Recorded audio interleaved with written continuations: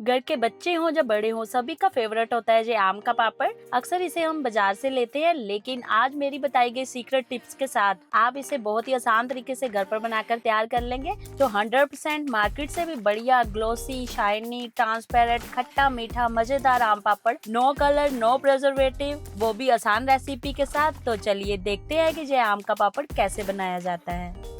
Hello friends, मैं हूँ काजल। तो बिना देर करे शुरू करते हैं आज की मज़ेदार रेसिपी। आज हम बनाने वाले हैं मज़ेदार खट्टा मीठा आम का पापड़।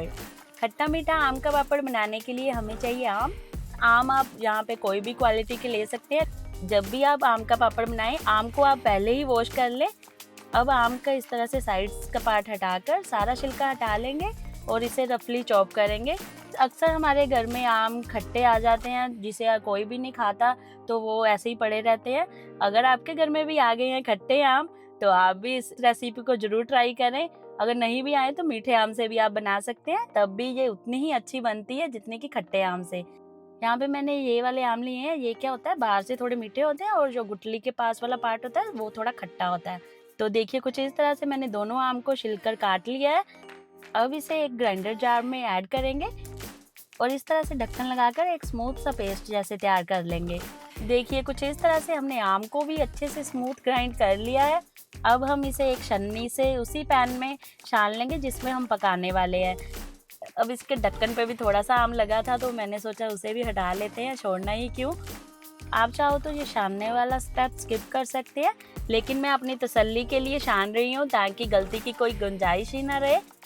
अब इस तरह से थोड़ा थोड़ा करके सारा आम डालते जाएंगे और इस तरह से छानते जाएंगे।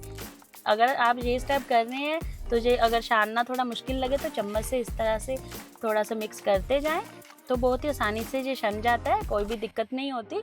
अगर इसे आप स्किप करना चाहें तो कर सकते हैं, कोई टेंशन वाली बात नहीं है, तब भी आपका आम का पापड़ परफेक्ट ही बनेगा।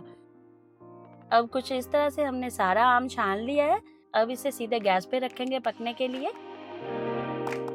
अब गैस को कर दिया है हमने ऑन। अब यहाँ पे मैंने एक मेजरमेंट वाला कप लिया है, तो इससे मैं मेजर करके चीनी ऐड करूँगी। आम जो हमने लिए थे वो 1 किलो से थोड़े से कम थे, यानी 800 ग्राम के आसपास आम थे। तो यहाँ पे हमने 200 ग्राम के आसपास चीनी ऐड करी है इसमें। ये आम की क्वालिटी पे भी डिपेंड करता है कि चीनी यहाँ पे कितनी यूज़ होगी। अगर आम यहाँ पे थोड़े से खट्टे हैं तो चीनी का यूज़ ज़्यादा होगा, और अगर आम यहाँ पे मीठे हैं तो चीनी का यूज़ थोड़ा कम होगा। बस उसी हिसाब से आप चीनी कम ज़्यादा कर सकते हैं। और मीडियम फ्लेम पे इसे लगातार पकाएंगे। इसमें बहुत ज़्यादा समय नहीं लगता, मैक्सिमम 10 मिनट में ही ये पक जाता है। बस इसी स्टेज पे हम थोड़ा सा नमक ऐड कर देंगे और इसी के साथ आधे नींबू का रस भी ऐड कर देंगे। नींबू का रस हमने इसलिए ऐड करा है, जो आम का पापड़ होता है ना, थोड़ा सा टैंगी सा ही अच्छा लगता है। आम तो वैसे ही खट्टा होता है, लेकिन नींबू का रस अगर हम डालेंगे ना, इससे क्या होगा कि आप आम का पापड़ जो है सालों साल स्टोर करके रख सकते हैं। अब इसे चेक कैसे करें कि ये पक चुका है? इस तरह से फिंगर से थोड़ा सा टच करके देखें। अगर थोड़ा सा चिपचिपा लगे तार जैसा, जाने कि ये पक चुका है। बस इसी स्टेज पर फ्लेम को बंद कर देंगे। अब मैं आपको दिखा देती हूँ। देखिए कुछ इस तरह से जितना गाढ़ा हो गया है, थोड़ा टाइम लगाकर गिर रहा है ना, और ग्लोसी भी लग रहा है। बस यानी कि आम का पापड़ बनने के लिए रेडी है। अब यहाँ पे कुछ इस तरह से एक थाली लेंगे और इसे घी या ऑयल से ग्रीस कर लेंगे। वैसे तो यहाँ पे मैं देसी घी से इसे ग्रीस कर रही हूँ। अगर आप ऑयल का यूज़ कर रहे हैं तो कोई भी बिना फ्लेवर वाला ऑयल यहाँ पे यूज़ कर सकते हैं। अब इस तरह से सारा आम इसमें हम डाल देंगे और इस तरह से थाली को चारों ओर घुमाकर फैला लेंगे। देखिए यही होता है परफेक्ट आम पापड़, जो अपने आप फैले। देखिए बिल्कुल भी हमें मेहनत नहीं करनी पड़ी, कितना अच्छे से अपने आप फैल रहा है। देखिए रेडी है हमारा आम पापड़, लेकिन अभी ये खाने के लिए रेडी नहीं है, सूखने के लिए तैयार हुआ है। अब इसे हम एक कपड़े या छलनी से ढककर 1 दिन के लिए पंखे के नीचे या धूप में सुखा लेंगे। तो देखिए 1 दिन हो चुका है, तो कितना परफेक्ट आम पापड़ बनकर तैयार हुआ है हमारा। मैं आपको दिखा रही हूँ। देखिए कुछ इस तरह से कितना ट्रांसपेरेंट बना है, मेरा हाथ तक झलक रहा है इसमें।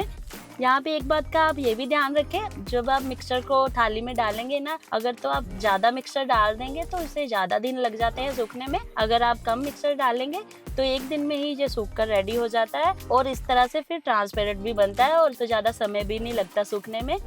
बस इन्हीं छोटी छोटी चीज़ों का ध्यान रखकर आप भी इसे घर पर ही परफेक्ट तरीके से बना सकते हैं। मेरी बताई गई सारी टिप्स को अगर फॉलो करेंगे तो आप भी परफेक्ट आम पापड़ घर पर ही मिनटों में बनाकर तैयार कर लेंगे बिना किसी झंझट के। मैंने तो आपके साथ रेसिपी शेयर कर दी। अगर आपको ये रेसिपी, मेरी मेहनत या मेरी वीडियो थोड़ी सी भी पसंद आती हो तो प्लीज़ इस वीडियो को ज़्यादा से ज़्यादा लाइक करें, ज़्यादा से ज़्यादा शेयर करें और अपने प्यारे प्यारे कमेंट मुझे कमेंट सेक्शन में बताएं। मुझे आपके कमेंट्स पढ़कर बहुत ही अच्छा लगता है। और हाँ, एक चीज़ और, आसान खाना को सब्सक्राइब करना ना भूलें और बेल आइकन को भी प्रेस कर दीजिए ताकि हर लेटेस्ट रेसिपी का नोटिफिकेशन आपके पास सबसे पहले पहुंचे। और आप भी इस रेसिपी को ट्राई करें और मुझे बताइए कि आपका आम पापड़ कैसा बना और आपने किसके लिए बनाया। फिर मिलते हैं अमेजिंग रेसिपी के साथ।